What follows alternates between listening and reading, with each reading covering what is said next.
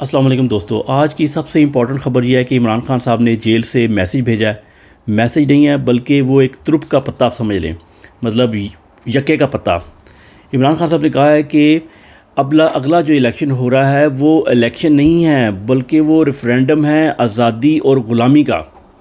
जी हाँ, अब इसके बड़े ज़बरदस्त कॉन्सिक्वेंसेस होंगे। ये पत्ता फेंकने का मतलब है, एक तो ये कि कोई डील नहीं हो रही, ये भी उन्होंने मैसेज दिया, किसी किस्म की डील नहीं हो रही, जो झूठी खबरें फैलाई जा रही हैं।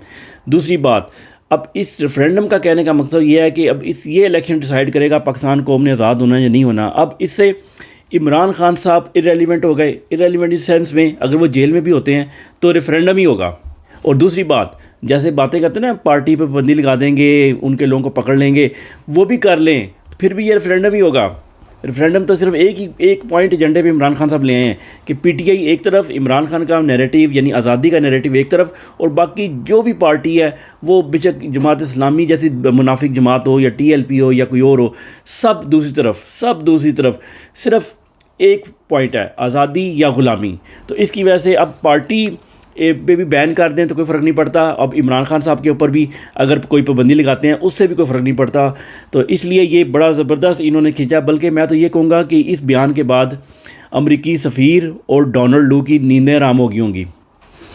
इमरान खान साहब को अडियाला जेल मुंतकिल करने के बारे में कल मैंने खबर तो दी थी, आपको वकील साहब ने दी थी, गलत हो गई। लेकिन आधी खबर चूँकि मुझे तस्दीक नहीं हो रही थी कि उनको वाशरूम मिला है या सेपरेट या नहीं मिला, तो मैंने उसकी भी तरदीद कर दी थी। इसलिए मैंने बंदे का नाम दे देता हूँ, जब मैं किसी और की खबर होती है ना तो उसका सोर्स दे देते हैं। इसलिए मुझे लोगों ने कमेंट किया कि आपने गलत खबर दी है, तो वो गलत तो बाद में साबित हुई ना। एनीवे, आज जो रिटन फ़ैसला भी आ गया है। कल उन्होंने कहा था कि जब तक रिटन फ़ैसला नहीं आएगा इमरान खान साहब को हम अडियाला जेल ट्रांसफ़र नहीं करेंगे। आज रिटन फ़ैसला भी आ गया कि ट्रांसफ़र कर दिया जाए, लेकिन उससे पहले ही सुबह इमरान खान साहब के वकील के ज़रिए इमरान खान साहब ने पैगाम दिया कि मैं अटक जेल में बेहतर हूँ, मैं यहाँ एडजस्ट कर गया हूँ, मैं फ़ाइन हूँ, मुझे कोई मसला नहीं है, जैसे भी रखेंगे मैं खुश हूँ। अब मैं बल्कि वकीलों को कहता हूँ कि मेरी जो ज़मानत की जो चेंज करने की दरख्वास्त है वो भी वापस ले ली जाए। लेकिन वो फ़ैसला तय है, उससे पहले भी हो चुका होता, सेव हो चुका था और फ़ैसला दे दिया गया। लेकिन उसमें इमरान खान साहब ने जब दरख्वास्त दायर की थी, उसमें एक कंडीशन ये रखी गई थी, एक डिमांड रखी गई थी कि उनको एक्सरसाइज़ की कोई मशीन वगैरह भी प्रोवाइड कर दी जाए ताकि वो अंदर एक्सरसाइज कर सकें। लेकिन वो सुप्रीम कोर्ट ने जो है ना वो रिजेक्ट कर दी है। लेकिन अब देखते हैं कि किस वक्त इमरान खान साहब को अडियाला जेल ट्रांसफ़र करते हैं, या काजी फ़ायज़ ईसा की तरह, पिछले जज की तरह काजी फ़ायज़ ईसा का फ़ैसला भी रद्दी की टोकरी में जाता है या नहीं जाता। इमरान रियाज़ ख़ान के वकील ने आज बात की है मीडिया से कि इमरान खान साहब से उनकी 2-3 घंटे लंबी बातचीत हुई है। वो आप ज़रा आखिरी जुमला सुन लें, वो बड़ा इंपॉर्टेंट है। या जो मुझे एतमाद में लेके बताई हैं और उसकी बुनियाद पर जो भी उसको आप इंकशाफात कहें, जो भी कहें, उसकी हद तक मैं कोई बात नहीं करूँगा जब तक कि मैं ये खुद पर्सनली असेस न कर दूँ कि वो 100% जो है वो एक ऐसी स्टेट ऑफ माइंड में है, उसकी क्या जहन की तवाना सेहत ऐसी है कि मैं उसकी तमाम की तमाम बातों को एज इट इज़ जो है वो परसीव करूँ। Thank you.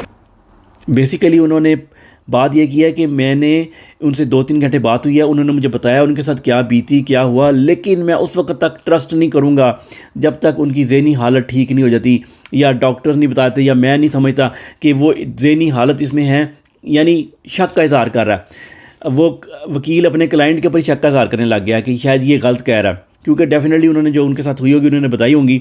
अब ज़ाहिर है ये बंदा तो विकेट के दोनों तरफ खेलता है, तो ये वो बातें तो नहीं आगे करेगा। तो इसलिए उसने इमरान रियाज़ ख़ान के ख़िलाफ़ ही शक की बुनियाद एक रख दी है कि मुझे उस पर ट्रस्ट नहीं है। उसके कहने का मतलब ये, आप दोबारा सुन लें अगर आपको समझ नहीं लगी तो।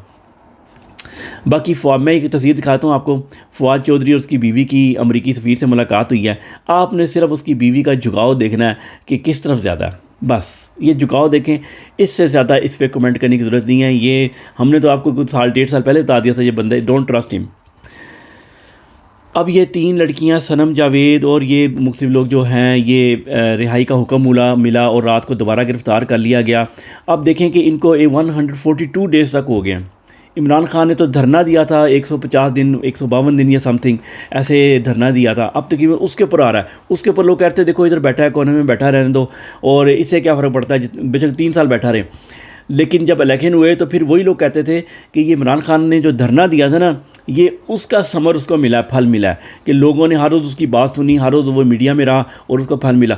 तो ये जो 142 दिन हो गए हैं, 150 भी हो जाएंगे, ये इनको भी फल मिलेगा इंशाअल्लाह। आखिरी दो खबरें जो हैं वो इम्पोर्टेंट हैं। एक तो ये कि सऊदी अरब के वली अहद ने अपने एक कज़न को भेजा है फ़लस्तीन, ताकि वो फ़लस्तीनियों से बात करके और उनको कोई डील शील करवा के तो जो भी आगे इसराइल से मामलात करने हैं उसमें आगे बात करी जाए। तो आने वाले दिनों में बताएंगे क्या हुआ आपको। दूसरी खबर, ये जिन्होंने ब्रेक किया उन्हीं से सुन लें, क्योंकि ये तबादले हुए हैं, कुछ तबादले ज़रूरी हैं, क्योंकि आने वाले 2-3 महीने में अगर इलेक्शन होने हैं 3 महीने के बाद, तो उससे कदम जमाने हैं और अपनी मर्ज़ी का रिज़ल्ट हासिल करना है, उसके लिए तबादले ज़रूरी हैं। लेकिन होता वही है जो अल्लाह ताला चाहते हैं। अब ये वीडियो देखें, मुझे इजाज़त दें। अस्सलाम वालेकुम। जो लाहौर में बैठे हैं ब्रिगेडियर राशिद, उनको हटा दिया गया है। ब्रिगेडियर राशिद की जगह अब ब्रिगेडियर यासिर पंजाब के ISI के सेक्टर कमांडर का चार्ज लेंगे लाहौर ऑफिस में। और ज़रा ये बताते हैं कि ब्रिगेडियर राशिद ने भरपूर कोशिश की थी कि वो अभी मत हटाए जाएँ और वो पंजाब का और मुल्क में होने वाले आम इंतखाबात को करवा के घर जाएँ। और वो रिटायर होने के बाद उनको एक्सटेंशन देकर लाहौर में ISI में लाया गया था और ISI का सेक्टर कमांडर पंजाब का तैनात किया गया था। उनके ऊपर ये भी नाकामी की जिम्मेदारी डाली जाती है कि जो चौधरी परवेज़ इलाही वापस CM पंजाब जब बने थे, और वो तमाम मामलात में भी कहा जाता है कि ब्रिगेडियर राशिद वो टास्क पूरा करने में नाकाम रहे थे।